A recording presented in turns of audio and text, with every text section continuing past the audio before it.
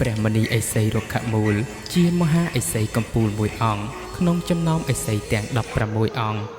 លោកបានសម្រេចបុណ្យបារមីថ្នាក់ខ្ពស់ដែលលោកខំសន្សំអស់ជាច្រើនមកហើយឥសីរុក្ខមូលដែលប្រជាជនខ្មែរកម្របានស្គាល់បានដឹងអំពីឈ្មោះអំពីមុខមាត់របស់លោកណាស់ពោលគឺភាគច្រើនឬតគ្នាតែប៉ុណ្ណោះហើយមានតែអ្នកគោរពក្នុងផ្លូវបារមីស្នងរូបបញ្ជាន់រូបអ្នកមាននិស្ស័យមួយចំនួនផងដែរដែលដឹងថាលោកជាមហាឥសីនៃស្ដេចថ្នាំស្ដេចនៃរុក្ខជាតិទាំងពួងមិនថាអ្នកមានជំងឺអ្វីក៏ដោយឲ្យតែអ្នកមានឧបនិស្ស័យជាមួយលោកហើយលោកនឹងមកនិមិត្តប្រាប់ឲ្យថ្នាំនោះយកមកពិសាឬក៏ឲ្យតាមរយៈការបណ្ដាលអ្នកដែលមានឧបនិស្ស័យយកមកឲ្យអ្នកហូបថ្នាំនោះពេលដែលអ្នកបានហូបហើយដែលធ្វើឲ្យអ្នកហូបនោះដឹងអំពីអានុភាពរបស់ថ្នាំរបស់មហាឥសីស្ដេចថ្នាំហើយរាល់ថ្ងៃក៏មានគ្រូថ្នាំខ្មែរជាច្រើនគោរពបួងសួងសូមថ្នាំពីលោកតាមនីឥសីរុក្ខមូលឥតឈប់ឥតឈរព្រោះមានតែលោកទេដែលស្គាល់អំពីរុក្ខជាតិទាំងអស់មានទូនាទីអ្វីព្យាបាលនឹងជំងឺអ្វីតាមប្រភេទជំងឺរបស់អ្នកជំងឺទាំងនោះថ្នាំរបស់លោកពិតជាស្ដេចថ្នាំពិតមែន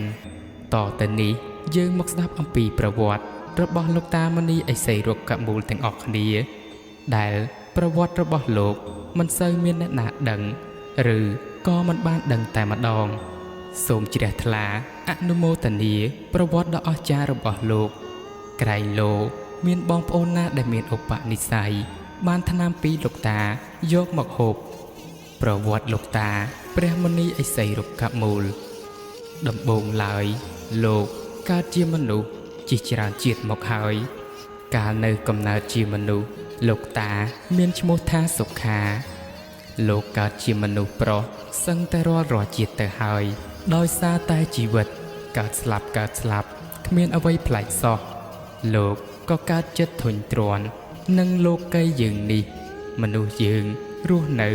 ឃើញតែពីដេកក្រោកពីដេកហូបក្រោយពីហូបរកស៊ី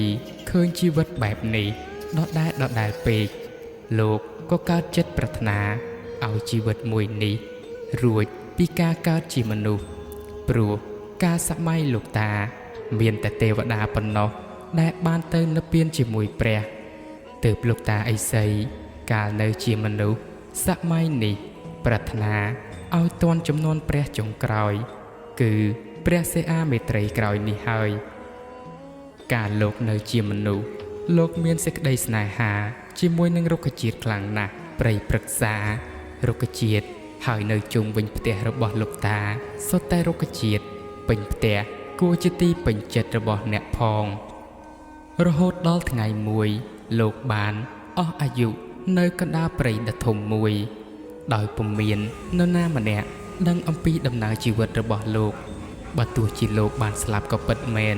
ប៉ុន្តែវិញ្ញាណរបស់លោកតាមិនបានរលាយទៅណានោះទេបែរជាវិញ្ញាណរបស់លោកតាចូលទៅដើមឈើមួយនៅឯក្នុងព្រៃនោះដោយហេតុនិស្ស័យបុណ្យរបស់លោកតាខ្ពស់និងធម្មជាតិរុក្ខជាតិនានាដែលនៅជុំវិញលោកតាសុទ្ធតែមានវិញ្ញាណនិងឈ្មោះដើមនីមួយៗដូចជាដើមពោធិ៍មានវិញ្ញាណដើមពោធិ៍